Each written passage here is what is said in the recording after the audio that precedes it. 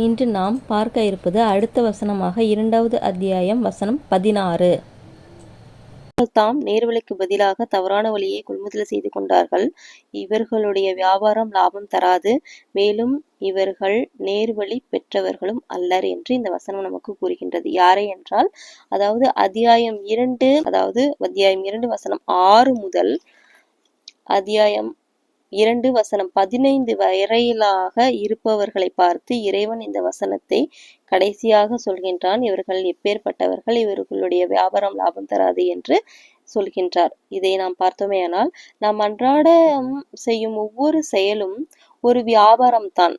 நாம் நேரத்தையும் குணத்தையும் கொடுத்துவிட்டு அதற்கு பதிலாக எதை வாங்குகின்றோம் என்பதில் நாம் கவனமாக இருக்க வேண்டும். நேர்மையை விற்று பணத்தையோ தற்காலிக புகழையோ வாங்குவது ஒரு நஷ்டமடைந்த வியாபாரம். தற்காலிக லாபத்திற்காக நம் நற்பண்புகளை ஒருபோதும் அடகு வைக்க கூடாது என்பதே நமக்கு இந்த வசனம் ஒரு எச்சரிக்கையாகவும் இருக்கின்றது. இந்த வசனத்தை நாம் படிக்கும் பொழுது நாம் இதுபோல் நடந்து கொள்ள வேண்டாம் என்று நாம் நிச்சயமாக உறுதிமொழி எடுக்க வேண்டும். இப்போது பார்த்தோமேயானால், இதை எப்படி கையாளலாம்? அதாவது நயவஞ்சக குணம், போலித்தனம் மற்றும் தற்காலிக லாபத்திற்காக நற்பண்புகளை அடகு வைக்கும் இந்த நஷ்டமடைந்த வியாபாரத்தில் இருந்து நம்மை பாதுகாத்து கொள்ளவும், இதிலிருந்து முழுமையாக வெளிப்படவும் நம் அன்றாட வாழ்வில் நாம் சில இதை நாம் எடுத்துக்கொள்வோம். நான் சிலவற்றை சொல்கின்றேன். முதலில் நாம் என்ன செய்யலாம் என்றால், ஒரு வியாபாரி எப்படி தினமும் தன் கணக்கு வழக்குகளை பார்த்து லாபம் நஷ்டம் கணக்கிடுகின்றாரோ, அதுபோல நாம் தினமும் நம்முடைய செயல்களை சுய பரிசோதனை செய்து கொண்டு இருக்கலாம். இப்போது நாம் பார்த்தோமேயானால், நாம் தூங்கச் செல்வதற்கு முன்னாடி என்ன யோசிக்கலாம்? இன்று நான் யாருக்காவது துரோகம் செய்தேனா, அல்லது சுயநலத்திற்காக பொய் பேசினேனா, மற்றவர்களை பார்த்து மனதுக்குள் கேலி செய்தேனா என்று உங்களை கேளுங்கள். தவறு செய்திருப்பது உரைத்தால் உடனடியாக அதை திருத்திக் கொள்ள மனதிற்குள் உறுதி எடுத்துக் கொள்ளுங்கள். இது உங்களை வரம்பு மீறலில் தட்டழிந்து அலையாமல் தடுத்து நிறுத்தும். இரண்டாவதாக பார்த்தால், தவறான வழியில் உடனடியாக கிடைக்கும் வெற்றியோ பணமோ கைத்தட்டலோ மிக கவர்ச்சியாகத்தான் இருக்கும். ஆனால் அதன் முடிவு பேரழிவு என்பதை நினைவில் கொள்ள வேண்டும். நாம் என்ன செய்யலாம் என்று பார்த்தால், குறுக்கு வழியில் ஒரு லாபம் வரும்போது இது தற்காலிகமானது, ஆனால் என நிம்மதியையும் நேர்மையையும் பறிக்க கூடாது என்பதை மனதிற்குள் ஆழ பதிய வைத்துக் கொள்ள வேண்டும்.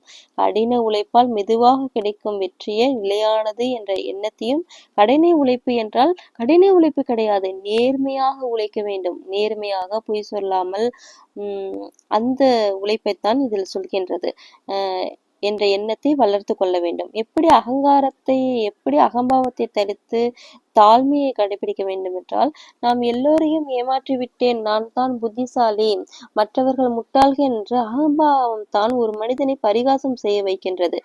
இதற்கு நாம் என்ன செய்யலாம் என்றால், இந்த உலகில் நம்மை விட புத்திசாலிகளையோ அல்லது நம்மை பார்த்து கொண்டிருக்கும் ஒரு பேராற்றல் இருக்கிறது என்பதை எப்போதும் நினைவில் கொள்ள வேண்டும். நிச்சயமாக இறைவன் ஒருவன் இருக்கின்றான் என்பதை நாம் நினைவிலேயே இருக்க வேண்டும். அதாவது சலாத்திலேயே இருக்க வேண்டும். நம்முடைய திறமையோ செல்வமோ நம்மை விட எளியவர்களை கேலி செய்ய நமக்கு உரிமை தரப்படவில்லை என்று புரிதல் வேண்டும். நல்ல மனிதர்களோட நட்பு நாம் வைத்திருக்க வேண்டும். நாம் என்ன செய்யலாம் என்றால், நேர்மையாகவும் உண்மையாகவும் வாழும் மனிதர்களோடு நட்பை வளர்த்து கொள்ளுங்கள்.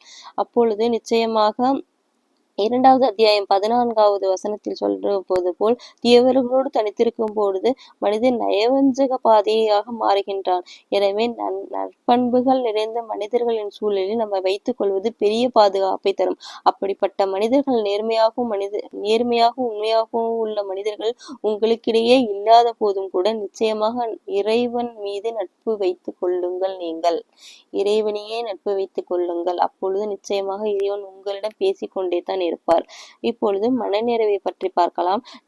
இறை நம்பிக்கையை விட்டுவிட்டு வழிகேட்டை விலைக்கு வாங்குவதற்கு காரணமே பேராசையாக இருக்கின்றது. அடுத்தவர்களோடு நம்மை ஒப்பிட்டு பார்த்து நம்மிடம் இல்லாததை நினைத்து ஏங்குவதே தவறான வழிக்கு நம்மை தூண்டுகின்றது. இதற்கு நாம் என்ன செய்யலாம் என்றால், நம்மிடம் இன்று இருக்கும் நன்மைக்காக நன்றி செலுத்துங்கள். போதும் என்ற மனமே புண் செய்யும் மருந்து என்ற பழமொழிக்கு ஏற்ப நேர்மையான வழியில் கிடைக்கும் எளிய வாழ்க்கையை தீய வழியில் கிடைக்கும் ஆடம்பர வாழ்க்கையை விட பல்லாயிரம் மடங்கு மேலானது என்பதை உணருங்கள். முதலில் இந்த குர்ஆன் நமக்கு என்ன சொல்கின்றது என்றால், இத்தகைய நயவஞ்சக மற்றும் அல்லது தவறான குணங்களிலிருந்து விடுபட குர்ஆன் நமக்கு ஒரு எளிய வழியைத்தான் முதன்முறையாக கூறுகின்றது. அதாவது முக்கியமானது மன்னிப்பு. முதலில் மன்னிப்பு தேடிக்கொள்ளுங்கள். எவர் தங்களின் தவறை உணர்ந்து சீர்திருத்திக் கொண்டு உறுதியாக பற்றி கொள்கின்றார்களோ அவர்கள் நல்லவர்களுடன் இருப்பார்கள் என்ற அத்தியாயம் 4 வசனம் 146 நமக்கு இறைவன் சொல்கின்றார். நாம் தடம் புரண்டு கொண்டிருக்கிறோம் என்பதை உணர்வதே இதிலிருந்து வெளிவருவதற்கான முதல் படி. நம் மனசாட்சியின் குரலுக்கு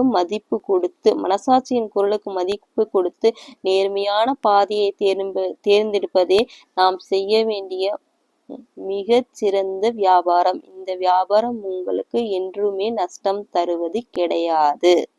பிஸ்மில்லாஹிர் ரஹ்மானிர் ரஹீம்.